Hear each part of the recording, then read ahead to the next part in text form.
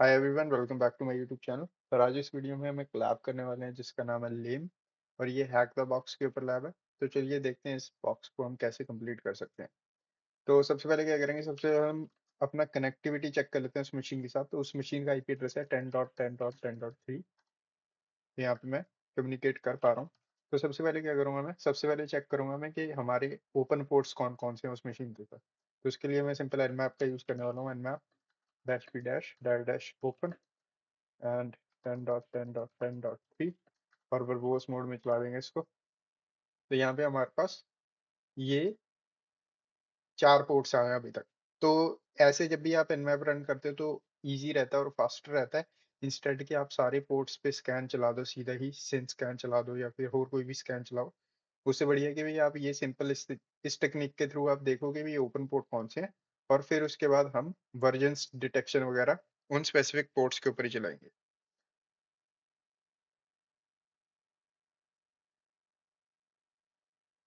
यहाँ पे 19% कंप्लीट हो चुका है। तो मैं क्या करता हूँ, यहाँ पे चेरी ट्री का यूज कर रहा हूँ मैं। तो चेरी ट्री में मैंने कुछ इस तरीके से बनाया हुआ है ताकि हम डॉक्यूमेंटेशन कर सकें प्रॉपर। जैसे कि हमने इनिशियल फुट होल्ड कैसे लिया, ठीक है, कौन सा एक्सप्लॉइट यूज किया था, प्रिविलेज एस्केलेशन के लिए कौन सी टेक्निक यूज की थी, ठीक है, अगर कोई क्रेडेंशियल मिले हैं तो क्या है। तो इस तरीके से हम यहाँ पे सब कुछ डॉक्यूमेंट कर सकते हैं ताकि हम प्रॉपरली रिपोर्टिंग कर सकें उसकी।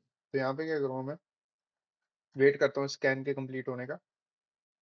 और एक बार हमारे सारे पोर्ट्स ऐसे आ गए जैसे कि हमारे पास यहाँ पे लिस्टिंग आई, तो हम क्या करेंगे, इसको सिंपली इस तरीके से डॉक्यूमेंट कर लेंगे अपने पास इधर। यहाँ पे इस तरीके से लिख देते हैं।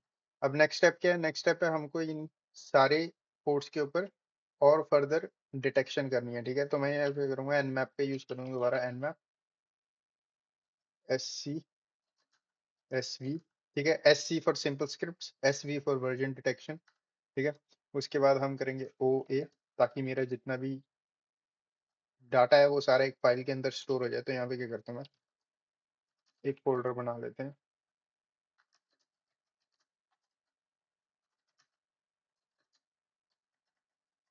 और यहाँ पे nmap SCSV P डैश, उसके बाद हम सिर्फ वो पोर्ट नंबर जिन पे हमको स्कैन रन करना है वही डालेंगे। ओ ए nmap रख देंगे इस फाइल का नाम। और आईपी एड्रेस हमारा 10.10.10.3। और वर्बोस मोड में रन करते हैं और इसको फिनिश होने देते हैं। तो यहाँ पे हमारा स्कैन फिनिश हो चुका है। और यहाँ पे देखेंगे तो सबसे पहले हमारे पास आया भाई एक TCP पोर्ट ओपन है FTP का। ठीक है, पोर्ट 21 FTP का होता है। यहाँ पे वर्जन नंबर भी आया। तो ये सारी इन्फॉर्मेशन हमको क्या करनी है, डॉक्यूमेंट कर लेनी है। तो मैं क्या करता हूँ, इस सबको इस तरीके से कॉपी पेस्ट कर लेता हूँ अपने चेरी ट्री के अंदर। ठीक है, अब मैं क्या करता हूँ, यूजली जितने भी मेरे पास पोर्ट होते हैं ना उनके लिए एक स्पेसिफिक फाइल बनाता जाता हूँ मैं नीचे नीचे। तो 21 के लिए हम यहाँ पे FTP इस तरीके से, और इसके अंदर हम अपना कंटेंट सेव करते जाएंगे कि हमारा FTP का इंफॉर्मेशन जो है इस तरीके से। और उसके बाद SMB 135 and 445 139 आई थिंक।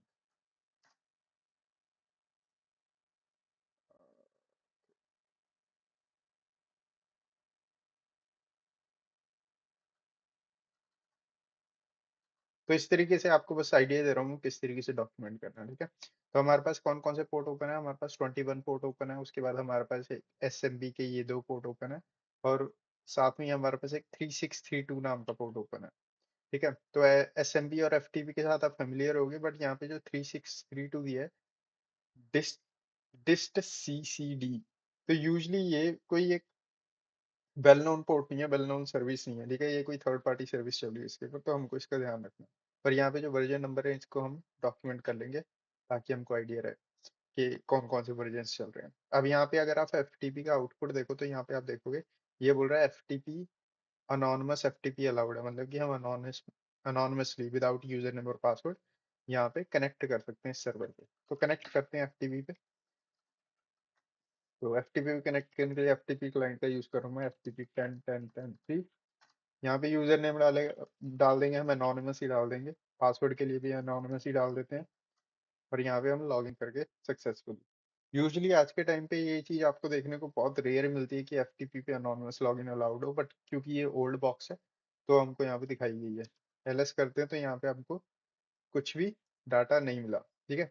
कई बार क्या होता है, कई बार आपका यहाँ पे ना डाटा होता है, जैसे हमने यहाँ पे एलएस कमांड डाली तो हमको कोई भी फाइल दिखी नहीं, पर कई बार फाइल्स होती हैं यहाँ पे दिखती नहीं है स्टिल एलएस की वजह से, एलएस कमांड डालने के बाद भी।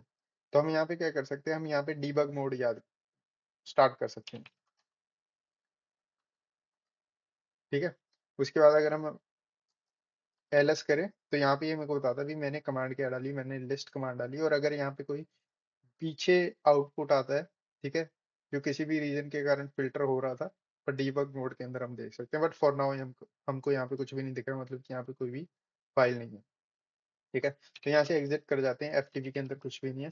नेक्स्ट हमारे पास पोर्ट कौन सा था, नेक्स्ट हमारे पास पोर्ट था एसएमबी वाला, जो कि ये है। एसएमबी के लिए हम क्या करते हैं, एसएमबी के लिए हम सिंपल एसएमबी क्लाइंट का यूज कर लेते हैं, -n -l। ठीक है। ये 4 बार बैक स्लैश डालेंगे, उसके बाद आईपी एड्रेस डालेंगे हम अपना, उसके बाद 2 बार बैक स्लैश।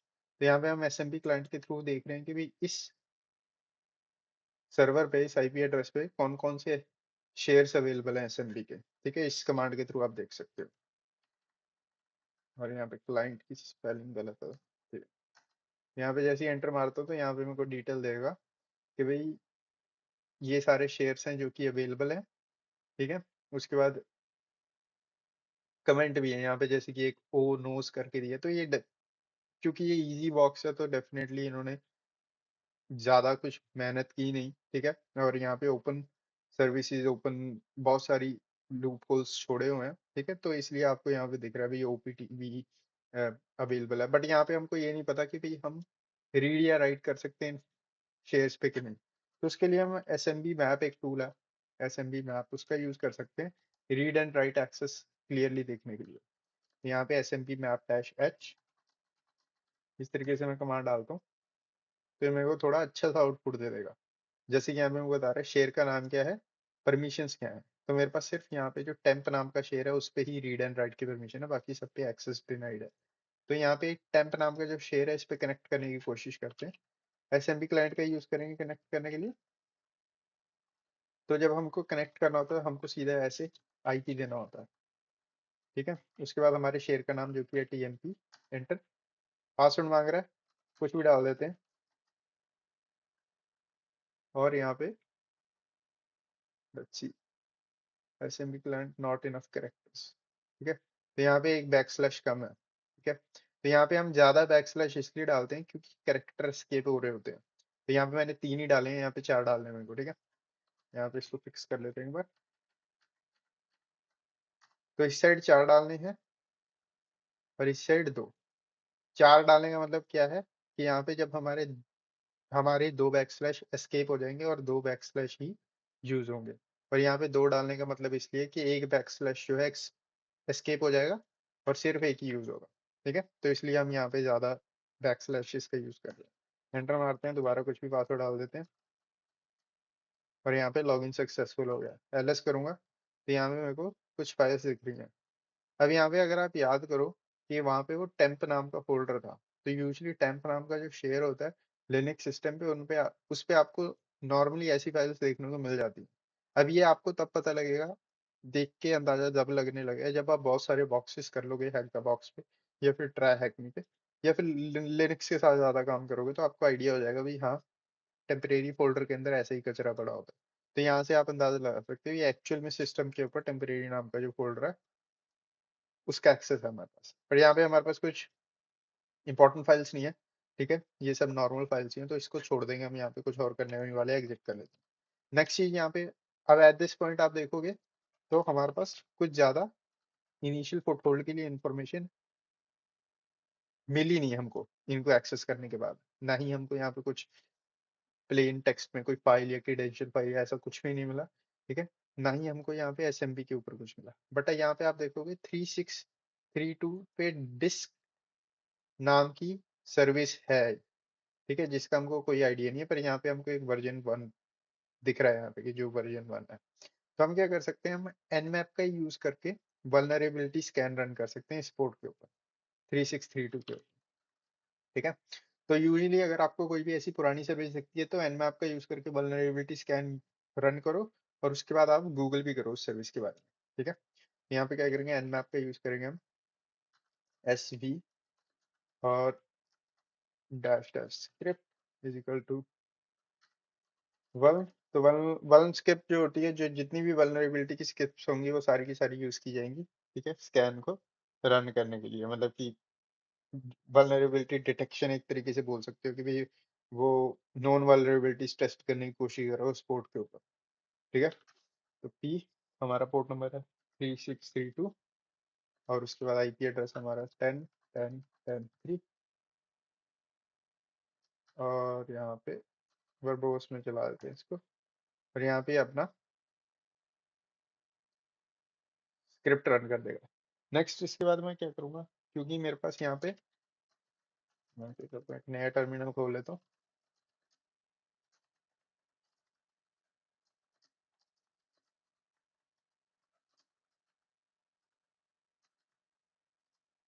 और यहाँ पे मेरे को इसका नाम अच्छे से देखना है, जो कि है डिस डिस्ट CCD। ओके, तो यहाँ पे क्या करूँगा, गूगल करूँगा मैं सिंपल। ठीक है, एक्सप्लॉइट्स, ये हमारे पास कुछ एक्सप्लॉइट्स अवेलेबल हैं। तो यहाँ पे पहले नंबर पे आया था गिटहब पे, उसके बाद यहाँ पे रैपिड 7 का भी आया था, रैपिड 7 वाले को देख लेते हैं एक बार।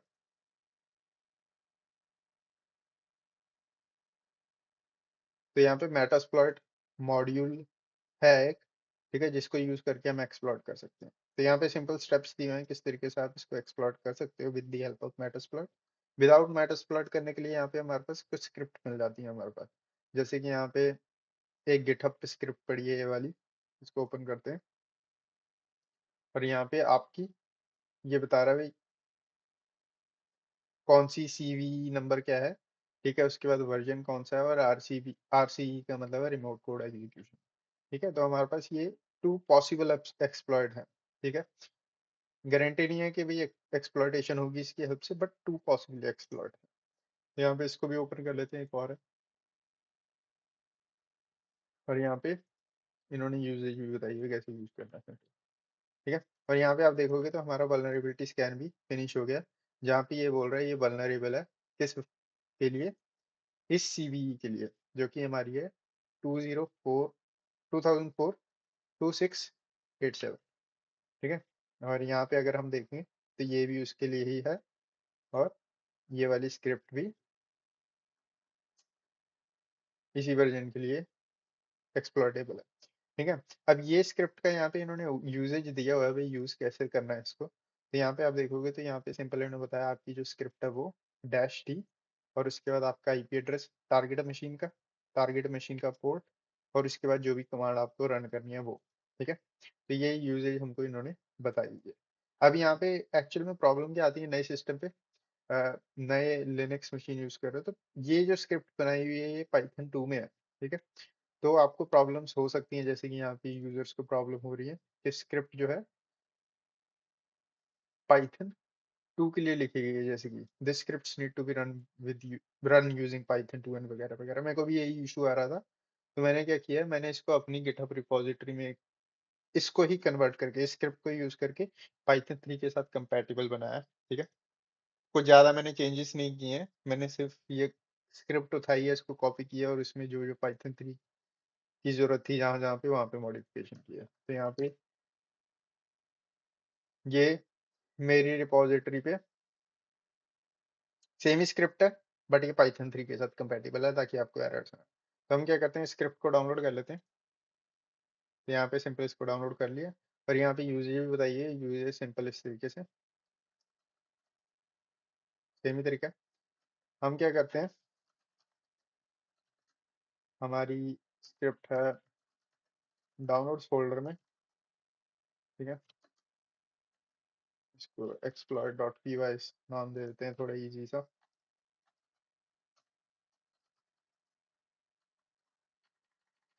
तो यहाँ पे सबसे पहले हमको टारगेट IP लेना है, तो टारगेट IP हमारा 10.10.10.3, पोर्ट नंबर यही है।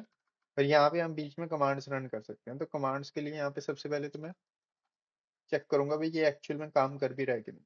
ठीक है, तो यहाँ पे कैट कमांड का सबसे पहले आईडी कमांड का यूज करते हैं ताकि हमको दिख जाए कि भाई आईडी कमांड यहाँ पे चलिए, और यहाँ पे हमको इसने बता दी भाई डीमन नाम का जो यूजर है उसके थ्रू ये एक्सप्लॉइट हो रहा है, उसके थ्रू ये सारी कमांड्स चल रही हैं।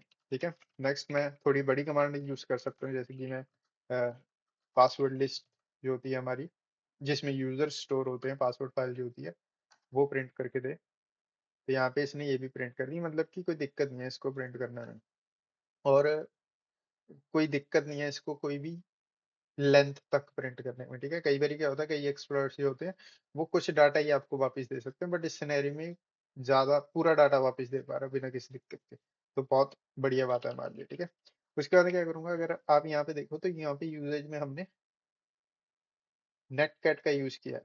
ठीक है, रिवर्स शेल लेने के लिए। तो सबसे पहले अगर हम नेट कैट पहले की यूज करें, हमको देखना पड़ेगा सिस्टम पे नेट कैट एग्जिस्ट भी करता है कि नहीं रिमोट सिस्टम पे। तो यहाँ पे बता रहा है भाई हाँ एग्जिस्ट करता है, /bin/nc इस लोकेशन पे। तो हम नेटकैट का यूज कर सकते हैं रिवर्स शेल लेने के लिए। तो यहाँ पे सिंपल क्या करूंगा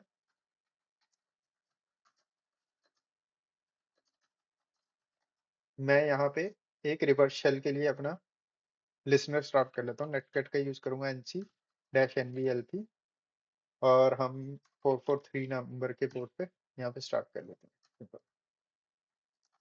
और यहाँ से हम कमांड रन करेंगे NC, हमारी मशीन का IP एड्रेस जो कि है 14.75, यहाँ पे ऊपर लिखा हुआ है। ठीक है, उसके बाद हमको पोर्ट जिस पे हम ट्रैफिक रिसीव करना चाहते हैं, 443 पे हम लिसन कर रहे हैं तो यहाँ पे 443 बताएंगे, -b और bin sh।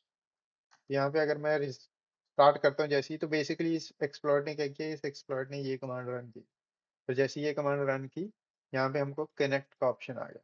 ठीक है, यहाँ पे हम कनेक्टेड हैं अब, हु एम आई करता हूँ, तो यहाँ पे आप देखोगे मैं सिस्टम पे हूँ। ठीक है, अब यहाँ पे आप देखोगे तो शेल बहुत अच्छा सा नहीं है। इस शेल को अच्छा बनाने के लिए हम क्या कर सकते हैं, सबसे पहले हम पाइथन का यूज करके देखते हैं, भी पाइथन एग्जिस्ट करती है, पाइथन एग्जिस्ट करती है। तो हम क्या करते हैं, हम यहाँ पे लिनक्स के शेल अच्छे बनाने के लिए यहाँ पे एक लिंक शेयर कर देता हूँ आपके साथ।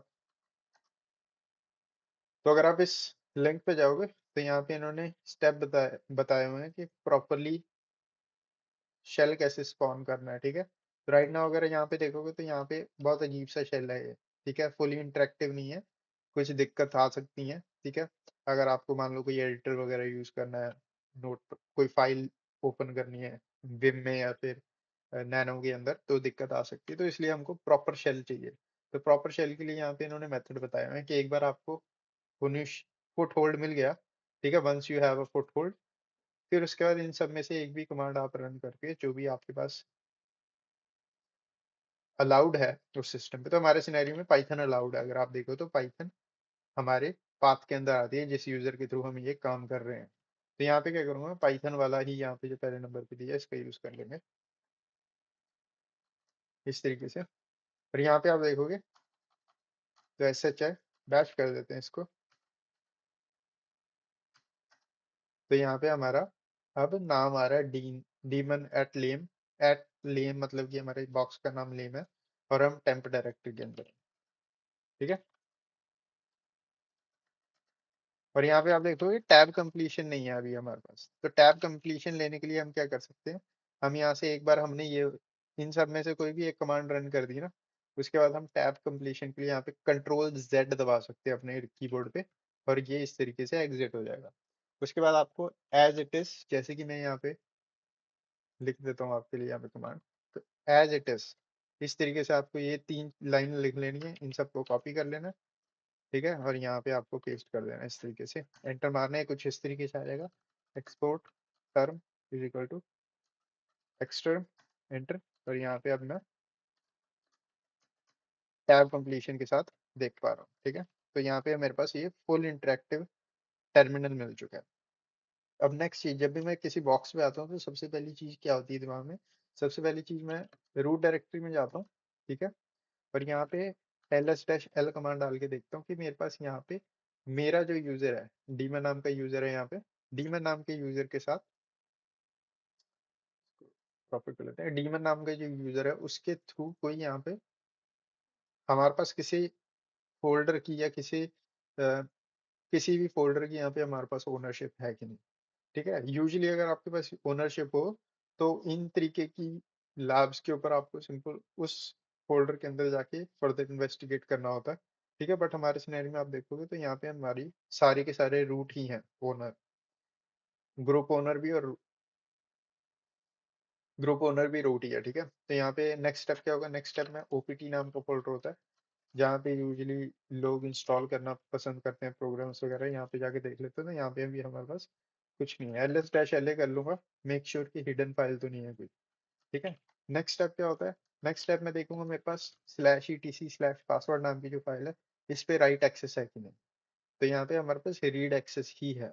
अगर राइट एक्सेस मेरे पास होता तो मैं ट्राई कर सकता था कुछ मॉडिफिकेशन करना इस फाइल के अंदर। मैं क्या करता है, मैं यहाँ पे जो रूट नाम का यहाँ पे एक्स दिया हुआ है इसको प्रोबेबली डिलीट कर देता अगर मेरे पास राइट एक्सेस होता, और क्या पता मैं रूट बन सकूं उसके बाद। ठीक है, उसके बाद हम क्या कर सकते हैं, उसके बाद हम अपनी इस यूजर की सूडो प्रिविलेजेस क्या है, कि ये यूजर इस बॉक्स पे क्या सूडो कमांड रन कर सकता है कि नहीं। तो सूडो डैश एल कमांड अगर आप डालते हो तो आपको इस कमांड के थ्रू पता लग जाता है ये यूजर कौन कौन सी सूडो कमांड्स रन कर सकता है सिस्टम पे। तो अगर मैं यहाँ पे एंटर करूँ तो यहाँ पे मेरे को ये सिंपल पासवर्ड मांग रहा है, और पासवर्ड हमारे पास है नहीं, तो हम सूडो कमांड नहीं रन कर सकते। ठीक है, फॉर नाउ नहीं रन कर सकते, अगर हमको आगे पासवर्ड मिल जाए क्या पता हम सूडो कमांड रन कर सकें। ठीक है, बट फॉर नाउ नहीं कर सकते। नेक्स्ट हम चेक करेंगे S U I D bit. ठीक है, S U I D bit क्या होती है। S U I D bit को आप समझ सकते हो कि आपके सिस्टम में मान लो आपने यहाँ पे फाइल बनाई, टेम्प फोल्डर में चले जाते हैं हम। ठीक है, sorry।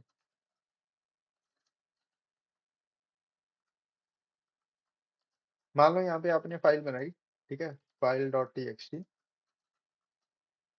L S dash L, और यहाँ पे क्या हुआ है, ये जो फाइल है हमारी file dot T x T, अगर आप यहाँ पे देखोगे तो यूजर ओनर भी हम है डीमन, और हमारा जो ग्रुप ओनर है वो भी डीमन ही है। और यहाँ पे आपके पास यूजर ओनर को रीड राइट का एक्सेस है, ग्रुप ओनर को रीड का एक्सेस है, और यहाँ पे अदर यूजर्स को रीड का एक्सेस है इस फाइल के ऊपर। अब S U I D bits क्या होती हैं, जब भी आपको किसी भी फाइल के आगे यहाँ पे एक्स दिखे कहीं पे भी, मानो यहाँ पे RWX लिखा होता तो मतलब कि इस फाइल के ऊपर SUID बिट सेट है। ठीक है, बट फॉर नाउ यहाँ पे कोई भी एक्स वगैरह नहीं है। ठीक है, तो यहाँ पे मैं एग्जांपल दे रहा हूँ आपको क्योंकि हमने ये फाइल अभी भी बनाई है, कोई SUID बिट सेट नहीं की है। ठीक है, बट यूजली क्या होता है जब भी अगर कोई फाइल हो हमारे पास जिसपे SUID बिट सेटअप हो, ठीक है, तो उसके बाद हमको यहाँ पे देखना है भाई यूजर ओनर कौन है और ग्रुप ओनर कौन है। उसके बाद हमको आइडिया मिल जाएगा कि ठीक है, अगर इसके ऊपर SUID बिट सेटअप होगी तो इस फाइल को अगर हम रन करेंगे तो ये यूजर ओनर या ग्रुप ओनर के कंटेक्स्ट में रन की जाएगी। तो इसको मैं समझाता हूँ कैसे। सबसे पहले हमको फाइंड करना है कि SUID बिट वाली फाइल कौन कौन सी है हमारे सिस्टम पे। बहुत सारी फाइल्स नहीं होती, कुछ कुछ फाइल्स ही होती हैं। इसको फाइंड करने का बहुत आसान तरीका है कि आपके पास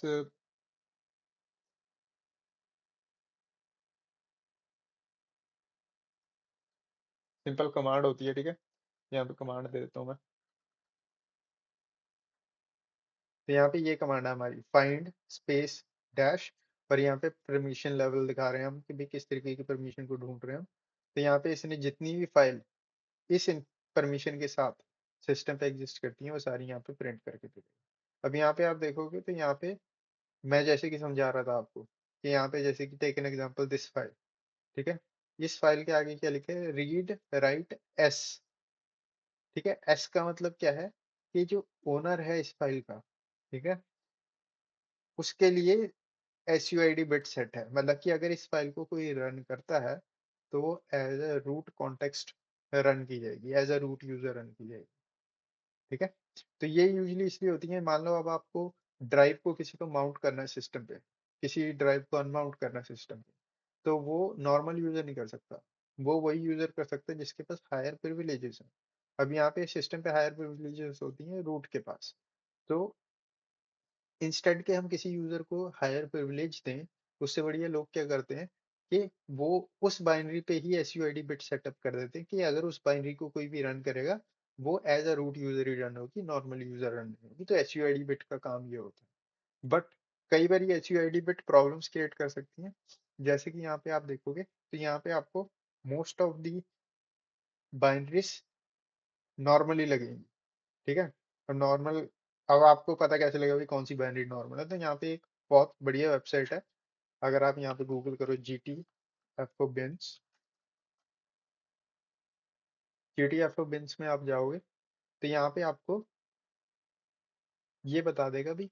अब आपको क्या करना है, आपको सिंपल जितनी भी बाइनरीज है ना, जैसे यहाँ पे यू माउंट नाम की बाइनरी है, तो यहाँ पे अगर मैं यू माउंट डालूंगा तो यहाँ पे फाइंड करेगा भाई यू माउंट को हम अब्यूज कर सकते हैं कि नहीं।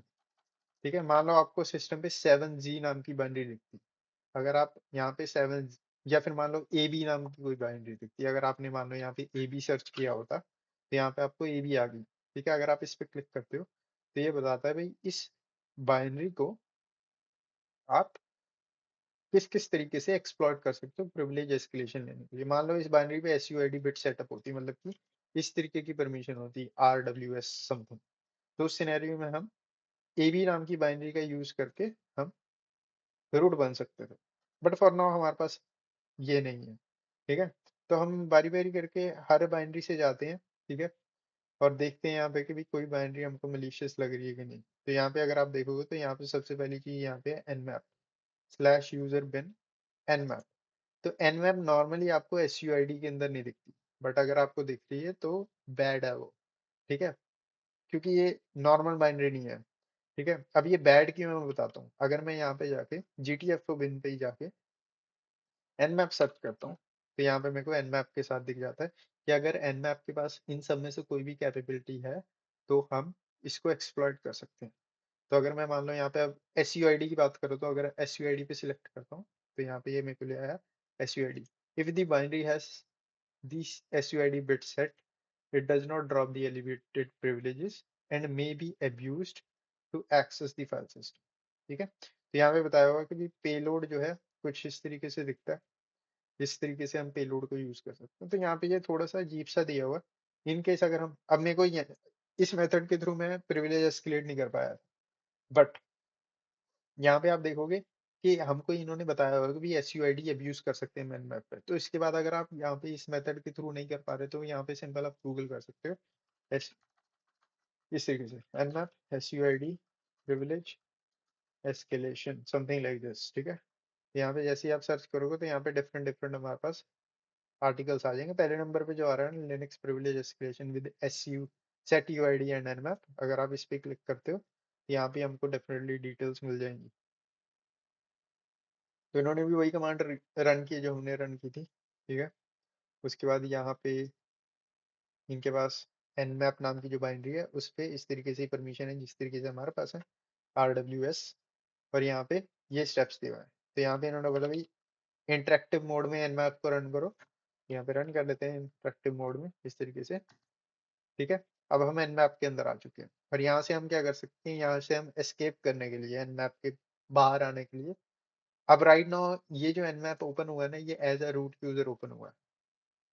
ठीक है, तो इसको कंफर्म भी कर सकते हैं हम। यहाँ पे कमांड दी हुई है इन्होंने एक्सक्लेमेशन मार्क, उसके बाद आपकी सिस्टम की कमांड। तो यहाँ पे exclamation mark who am I, enter. यहाँ पे देखो ये बता रहा है रूट, मतलब कि ये एज अ रूट यूजर चल रहा है सब कुछ। तो यहाँ से ड्रॉप कर, शेल ड्रॉप करने के लिए यहाँ पे सिंपल में क्या कर सकते हो इस तरीके से। तो यहाँ पे who am I am root. तो इस तरीके से मैं रूट बन चुका हूँ सिस्टम पे। तो ये बहुत इजी बॉक्स था। ठीक है, यहाँ पे आपको ज्यादा कुछ करना नहीं पड़ा। अब ये हुआ एक सिंपल तरीका बताया था हमने इस बॉक्स को रूट करने का। ठीक है, जिसके थ्रू हम इनिशियल फुटहोल्ड लेके गए, इनिशियल फुटहोल्ड लेके लेके जाने के बाद हमने सिस्टम का एक्सेस लिया और मैं रूट बन गया। अब दूसरा तरीका मैं बता रहा हूँ जो इससे भी आसान है। अब यहाँ पे अगर आप देखोगे तो हम क्या करते हैं,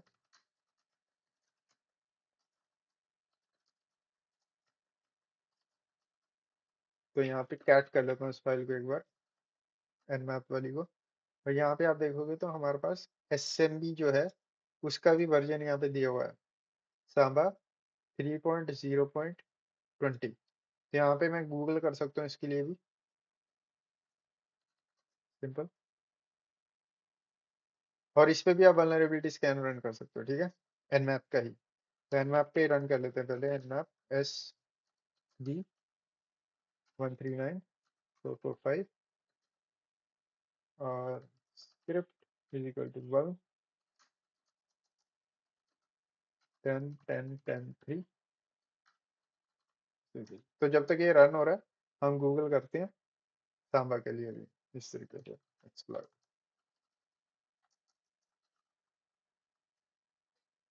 तो यहाँ पे जैसे मैंने किया तो पहले नंबर पे ये आ गया। तो एक्सप्लॉर डीबी का आर्टिकल है, तो इस पर क्लिक करते हैं।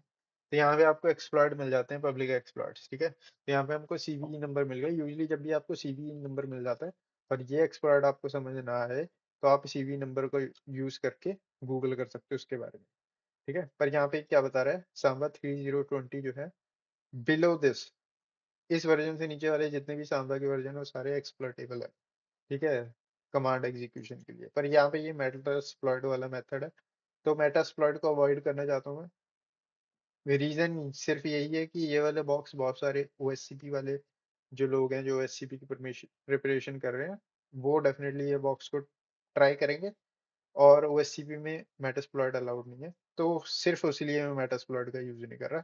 Otherwise I love Metasploit, easy कर देता है टास्क को, बट फॉर एग्जाम परस्पेक्टिव हम अवॉइड कर रहे हैं, ठीक है। तो यहाँ पे क्या है, बट ये इसके थ्रू जा सकते हो, आप रीड कर सकते हो, इसको आप यूज नहीं करना चाहते तो कोई बात नहीं, बट रीड कर सकते हो कि ये एक्सप्लॉइट कर क्या रहा है, ठीक है।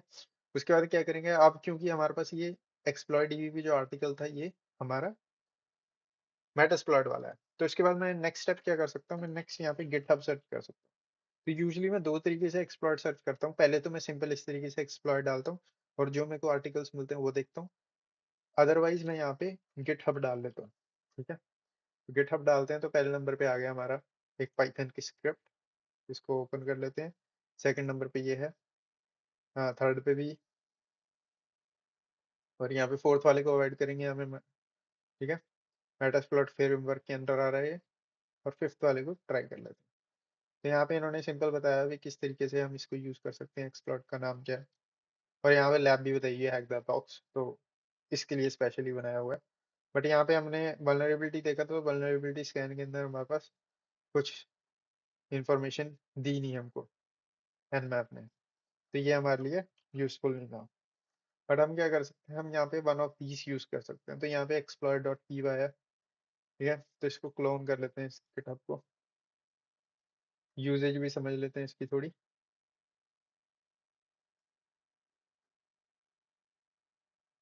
Writing the exploit is very easy because there is already this and this.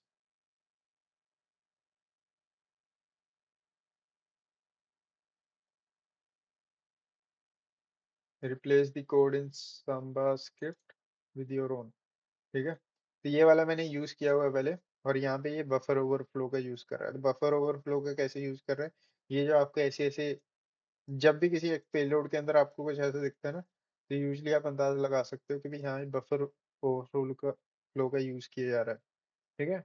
But दिक्कत ये थी, सेम दिक्कत थी, क्योंकि ये ओल्ड बॉक्स है। मेरे को दिक्कत आई थी पाइथन के मॉड्यूल के साथ, भाई पाइथन का जो मेरे इस बॉक्स पे मॉड्यूल अवेलेबल है वो काम नहीं कर रहे थे, पाइथन 2 काम नहीं कर रही थी प्रॉपरली मेरे साथ, ठीक है। तो इसको भी मैंने चेंज किया है, इसको चेंज करके मैंने पाइथन 3 के कंपेटिबल बनाया है। तो वो भी मैं आपको शेयर कर देता हूँ उसके, इन केस अगर आपको वो यूज करना हो, पब्लिकली पड़ा है मेरी रिपोजिटरी पे, ठीक है। तो हम क्या करते हैं, ये सेम ही है, ठीक है, मैंने कुछ चेंजेस नहीं किए इसके मतलब सिर्फ चेंजेस किए हैं ताकि ये काम करे, अदरवाइज सेम ही है, ठीक है, मैंने खुद नहीं लिखा है।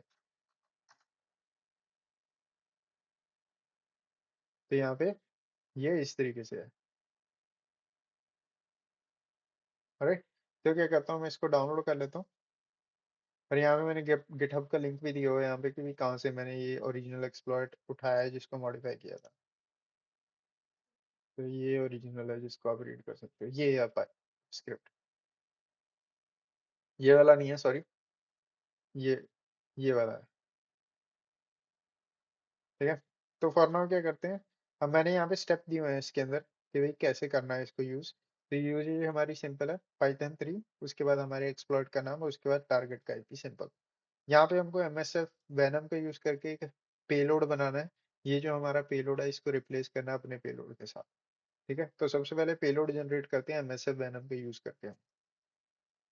अगर मैं कॉपी कर पाऊँ इसको प्रॉपरली।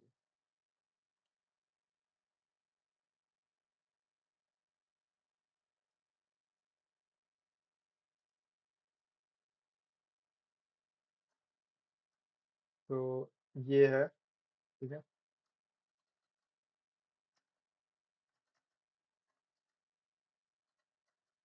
यहाँ पे मेरे को आईपी चेंज करना है सबसे पहले तो मेरे लोकल सोर्स का, जो कि है मेरा 14.75। पोर्ट नंबर यही छोड़ दूंगा।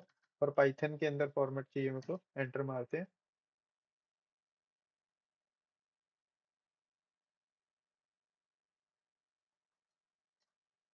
और मेरे को ये जितने भी इंफॉर्मेशन मिली है जो कि यहाँ पे मेरे को ये चाहिए, ये जो बीच बीच वाले हिस्से हैं ना, ये अगर आप इसको कन्वर्ट करोगे ना, मान लो अगर आप इसको ये कन्वर्ट करके इसका डाटा ही बनाता है। ठीक है, जो हमने कमांड रन की थी इस पेलोड का डाटा ही बनाता है। अगर आप इसको हेक्स से वापस प्लेन टेक्स्ट में कन्वर्ट करते हो तो पॉसिबली आप इसको रीड कर सकते हो, बट डाउनलोड कर लेते हैं अपने एक्सप्लॉट को।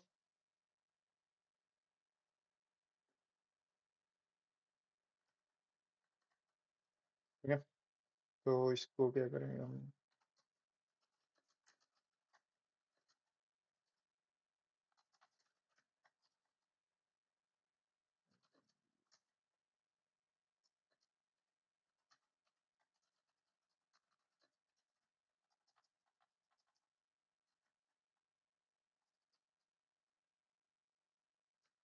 पहले इसके नाम सही कर दूँ, उनको नाम नहीं पसंद इसका। ई डॉट पी वाई रख देते हैं इसका नाम, मैनो ई डॉट पी वाई। और यहाँ पे हमको मॉडिफाई क्या करना है, हमको ये वाला डाटा मॉडिफाई करना है, ये जो है। तो पहली लाइन,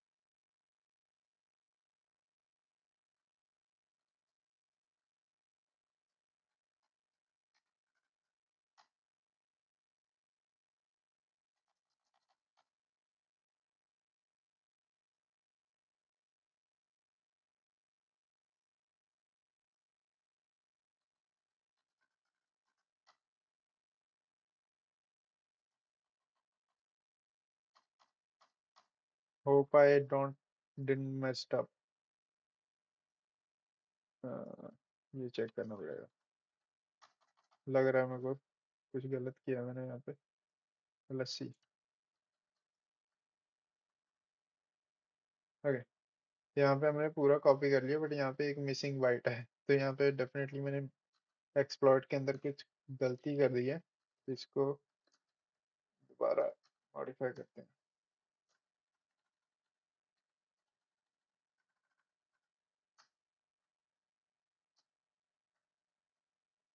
ओके, तो ये इस तरीके से रहेगा माउस पैड।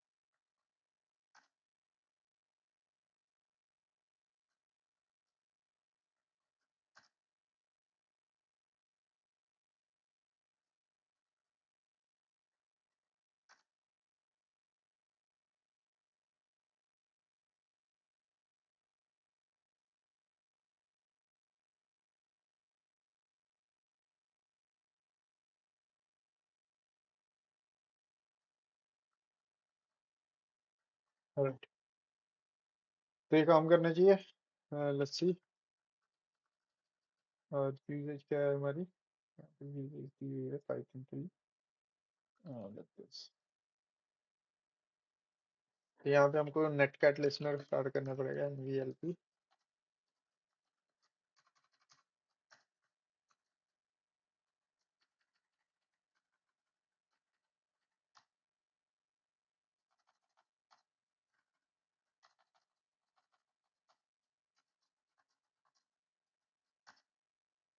और यहाँ पे जैसे ही मैंने इसको रन किया तो ऊपर देखोगे आपके पास कनेक्शन आ गया। ठीक है, वो एम आई करते हैं यहाँ पे रूट में, सिंपल स्लैश रूट एलएस। यहाँ पे हमारा रूट फ्लैग भी है, आपको यहाँ पे इस तरीके से दिख रहा होगा। तो इस तरीके से दो ऑप्शन है हमारे पास अ, इसको एक्सप्लोर करने के। डेफिनेटली और भी होंगे, ऐसा नहीं कि दो ही हैं। दो ही मैंने एक्सप्लोर किया, बहुत इजी बॉक्स था, कुछ ऐसा ऐसा नहीं था। और वीडियो थोड़ी शॉर्ट हो सकती थी अगर हम सिर्फ पहले वाला मेथड ही देखते, बट मैं आपको ये भी दिखाना चाहता था इन केस अगर आप ट्राई करना चाहते थे, क्योंकि मेरे को बहुत ट्रबल हुआ था जब ये मेरे को ओल्ड एक्सप्लॉयट दिखते हैं ना, जैसे कि यहाँ पे ओल्ड एक्सप्लॉयट दिख रहे हैं मेरे को, जो कि पाइथन 3 के साथ काम नहीं कर रहे, एरर वगैरह आ रहा है, तो मेरे को खुद चेंजेस करने पड़ते हैं, जो कि अच्छा भी रहता है लर्निंग एक्सपीरियंस के लिए। बट स्टिल, तो यहाँ पे मैंने इस तरीके से अपनी रिपॉजिटरी के अंदर नोट्स बनाता रहता हूँ, मैं सेव करता रहता हूँ, जो जो एक्सप्लॉयट मेरे को ट्रबल दे रहे थे पब्लिकली अवेलेबल, उनको नोट कर लेता हूँ मैं अपनी रिपॉजिटरी के अंदर, इन केस मेरे को बाद में उसकी जरूरत पड़े। बट फॉर दिस वीडियो, इस वीडियो में बस इतना ही। वीडियो को लाइक करें, चैनल को सब्सक्राइब करें और देखते रहें इस चैनल को अपकमिंग वीडियोस के लिए।